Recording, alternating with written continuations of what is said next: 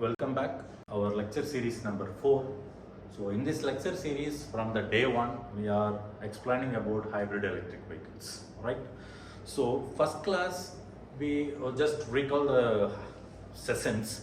So I think first class, we discussed about vehicle fundamentals. What is meant by vehicle, how the vehicles is running, and what will have inside the vehicle, and then how the wheels are rotating, how the wheels are going to be rotate with the help of some mechanical energy. So what device is developing the mechanical energy? So that kind of things will explain in earlier classes. And then class number 2, we explain electric vehicle. So what is meant by electric vehicle? How the electric motors are selected?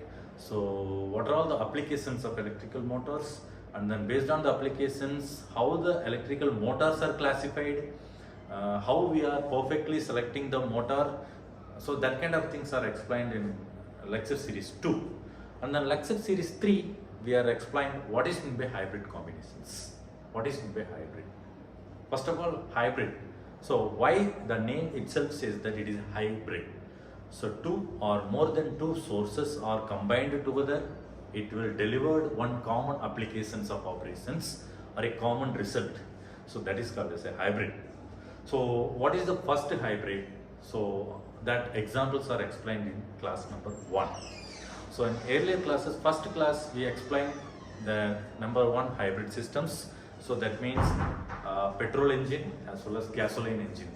So based on the petrol and then gasoline, we are calculated the running cost. So based on the running cost, we are discussed and then we are explained the initial stage of hybrid.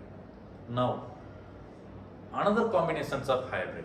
So last class we discussed about petrol engine, diesel engine, gasoline engine, electric vehicle, fuel cell, hydrogen, flywheel, supercapacitors.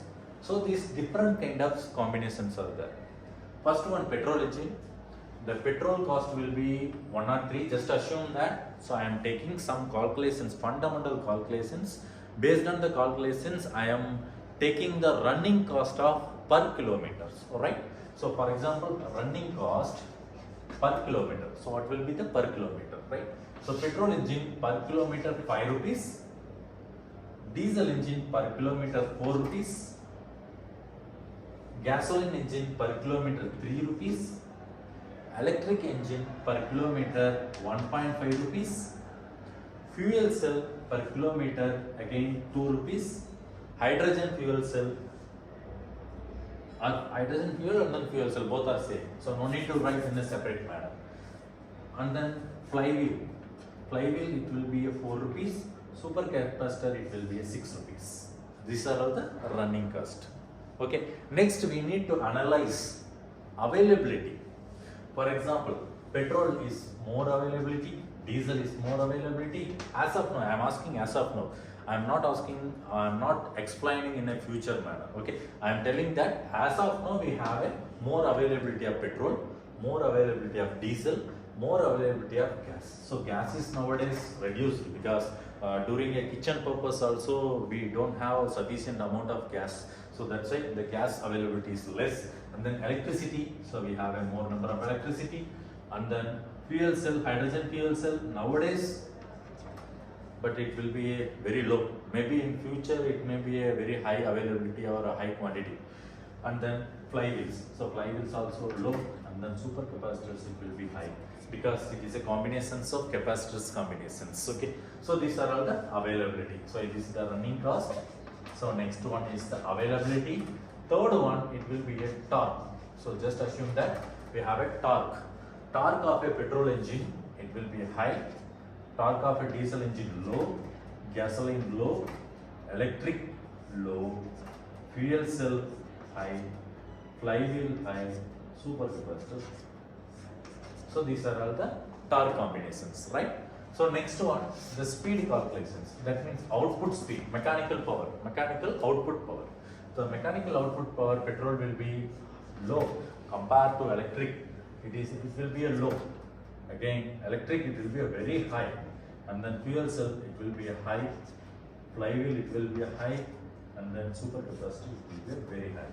So these are all the speed of electric vehicles, right? And also affordable cost or construction wise or a safety wise. So safety wise it will be low safety, gasoline also low safety, electric high safety, this is high safety, this is low safety. So this is low safety, right? Okay, so just we are discussing the characteristics of different kind of sources. Either it will be petrol, either it will be a diesel, either it will be a gasoline, either it will be electric, either it will be fuel cell or a flywheel or a supercapacitors. So we have a running cost, we have a availability of sources or a raw material, torque, speed and the safety. Next one, it is the initial cost. Initial cost, the petrol will be high, diesel is high, electricity is very low, fuel cell is high, flywheel is high, and then all the cells are high. So absolutely, so what will be our selection? So first one, electric, alright. So we have a electric. So this is our first combination. The vehicle should be a electric. So because the cost is very low compared to all those things. Second one, availability is very high electricity.